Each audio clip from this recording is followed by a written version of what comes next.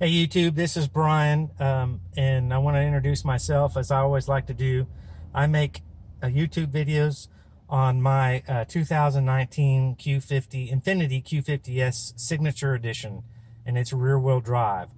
Okay, to get that out of the way, thanks for tuning in. I want to talk about something that has kind of bothered me in the last maybe 6 months. It hasn't happened to me often. It's it's a car issue and it's a me issue. So I want to just spit this out and be real fast about it because I don't want to make my video too long and confusing. But it has to do with the shifting modes. Okay, so this is a signature edition, so it resembles the sport model in many ways, but one of the ways that they took away from this model that makes it a signature edition is that there's no paddle shifters. We all know from YouTube that you can add paddle shifters, $300 or $400, but that is something that I personally don't want to do. I don't want to waste that money, spend that money on that when I can save up a little bit more and get some other beneficial parts for the car.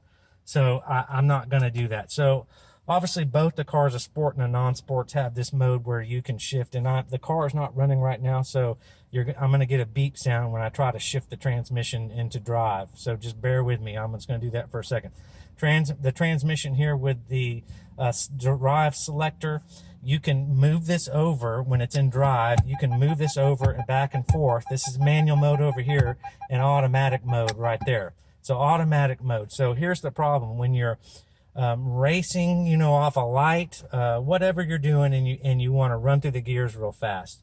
In automatic mode, you obviously just put it in drive. You put it in sport mode. It's beneficial to put it in sport mode. It just shifts a little snappier. So you put it in drive and you foot brake it a little bit off light and you just go. First gear, second gear, third gear, fourth gear, okay? But to go a little bit faster and have a little bit more control, you move it over into manual mode. So here's the problem. Back and forth, okay? So when you're in manual mode, the transmission, when you get ready to foot brake and launch the car, you just launch the car. And as you get too close to 6,500, 6,700 RPM, you just move the lever forward. You just upshift. And then the shifter just goes back into its kind of central location, and that has something to do with the part later that I'm going to talk about. That's the problem. So you shift up in its first gear, you shift up again, second gear, you shift up in third gear, and then if you want to, you can shift down, according to the right RPM. But here is the issue when you're in drive, and here with me in person, I mean, I tend to forget because it's so easy to shift back between modes, and when you're not paying attention, and what else I can contribute that to, I was gone for a week and I got back in the car and raced around, and it wasn't usual to me. It wasn't my typical, I'd driven a rent car. And so what happens is you think you're in manual mode, but you're in drive. And so when you go to shift up, because you're thinking you're in manual mode, you go to shift up and it shifts into neutral. You don't have to pull the button in to go into neutral, and that's the downfall of the Infiniti car, this Infiniti car, in the respects of shifting. And here's what happens when you shift into neutral. So first gear, you go to shift up, and you're just assuming you're in manual mode, and you click up, the car goes into neutral, and you're at 6,500, 6,700 RPMs. The car revs up even higher. I'm sure this car has a rev limiter protection, and the software is pretty invasive about keeping control of the car and not allowing you to damage it. But still, that is not something that you want to do. I've looked in my data logs, and it hasn't gone past 7,100 RPMs. But it seems like there's a big rev room after. And then to even compound that, when you shift into neutral, my immediate reaction is to pull back on the lever, and you don't have to pull the button in, the shift button, and it goes back into drive, and you, depending on where you are in that RPM and how fast you shift it back, you get a clunk. And obviously that is not good. A little bit of a shudder. It's not dramatic, but obviously the whole process of that is horrible and not something that you want to do over again. And it's just very disheartening and very upsetting to me when that happens. It's just like stick a knife in my chest And so that's happened to me twice in the year that I've owned this car.